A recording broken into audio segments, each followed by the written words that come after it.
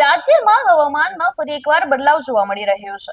ક્યાંક ધીમો વરસાદ ચાલી રહ્યો છે તો ક્યાંક તાપમાનમાં વધારો જોવા મળી રહ્યો છે। ત્યારે હવામાનમાં પરિવર્તન આવી રહ્યું છે અને હવે આગામી દિવસોમાં હવામાન કેવું રહેશે, હવામાનનો મૂડ કેવો રહેશે એ જાણી લઈએ। નમસ્કાર, હું છું અંજલિ રાવલ અને તમે જોઈ રહ્યા છો ન્યૂ ભારત ન્યૂઝ। હવામાન વિભાગના વૈજ્ઞાનિક રામાશ્રય યાદવના જણાવ્યા અનુસાર આજે રાજ્યના કેટલાક વિસ્તારોમાં સામાન્ય વરસાદની આગાહી કરવામાં આવી છે।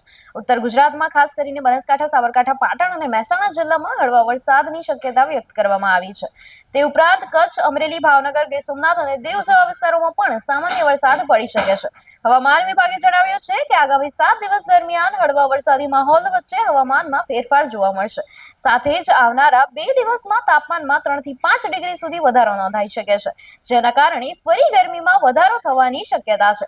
અમદાવાદમાં આજે મહત્તમ તાપમાન 35 ડિગ્રી નોંધાયું છે અને આ રીતે રાજ્યમાં એક તરફ વરસાદ અને બીજી તરફ ગરમી બંનેનો મિશ્ર માહોલ જોવા મળી રહ્યો છે। તો હવામાનનો મૂડ જે છે એ સમજાઈ નથી રહ્યો। ક્યાંક વરસાદ છે તો ક્યાંક તાપમાનમાં વધારો થઈ રહ્યો છે, ક્યાંક ગરમી વધી રહી છે, પરંતુ આગામી દિવસોમાં પણ શું થવાનું છે એની અપડેટ્સ અમે તમને આપતા રહીશું અને એના જ માટે જોતા રહો ન્યૂ ભારત ન્યૂઝ।